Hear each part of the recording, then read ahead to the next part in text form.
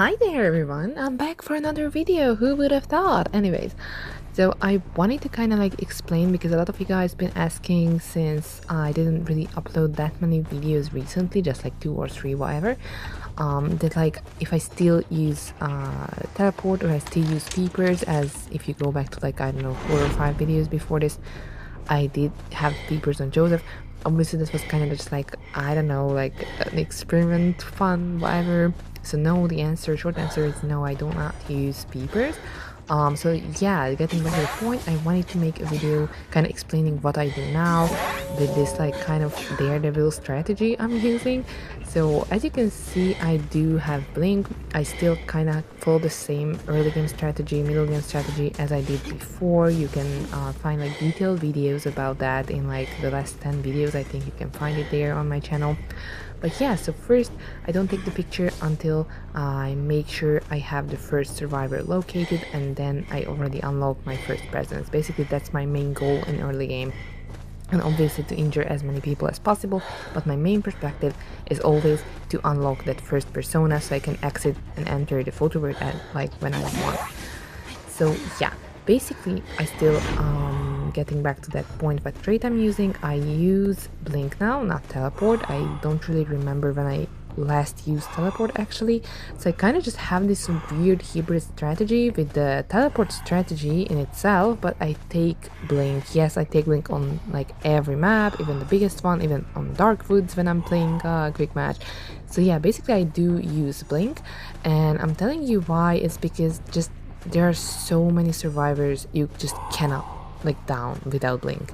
And a lot of people said like I should use trump card, but like I don't think that like first early game teleport that you have to change after is worth as much as just having blink ready, because I realized I prefer this like more kind of like aggressive style of playing him now, which means I'm not really like camping as I used to. I just more like walk around. If I have like multiple people, you will see in this match, multiple survivors coming for a rescue, instead of like trying to secure that one chair, I just like go for all of them, because that creates chaos. That like means nobody's decoding, and like as a hunter everyone has this like internalized fear of like the cipher rush being like decoded. That's why we try to just like make sure someone is eliminated. We make sure like someone is dead on chair. We make sure like, yeah, let's just get over it, like like, and the others are decoding.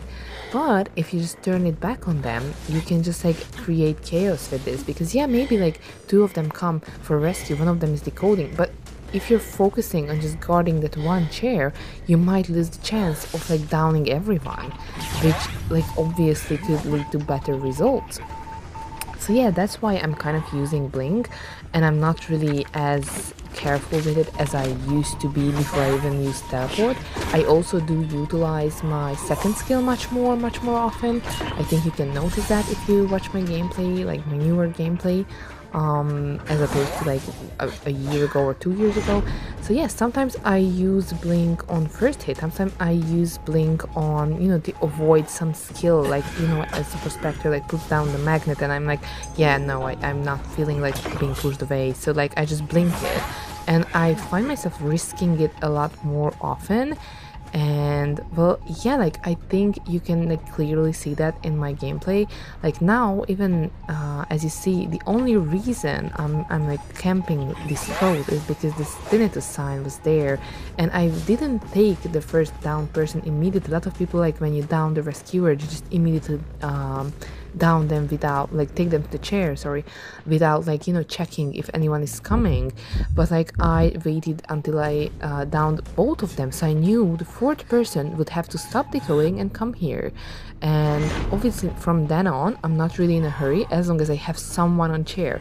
So I'm like kind of like, I'm not really focused on having like the one person on chair now that I had first on chair. I'm just trying to like create chaos, as I said. Like here I think I can like demonstrate pretty clearly what I was talking about. Like I'm not really camping in a normal sense. I'm prioritizing taking a picture. I'm prioritizing paying attention if there is a tinnitus. I'm not cheering as soon as I down someone, even though I could. I'm like not really desperate to have like this, I don't know, night being sent back, because I'm more interested in, like, you know, having like all 4 survivors. Here you can see I let them get away with the rescue because I knew that they were like dead on chairs. So I prioritized being like sending 1 survivor back to the manor instead of stopping a rescue, which would still leave me with all those people there. So here I like, probably it was like obvious that someone would try to heal the others, and as you can see I have all 3 people on chair, or not chair, but sorry, down.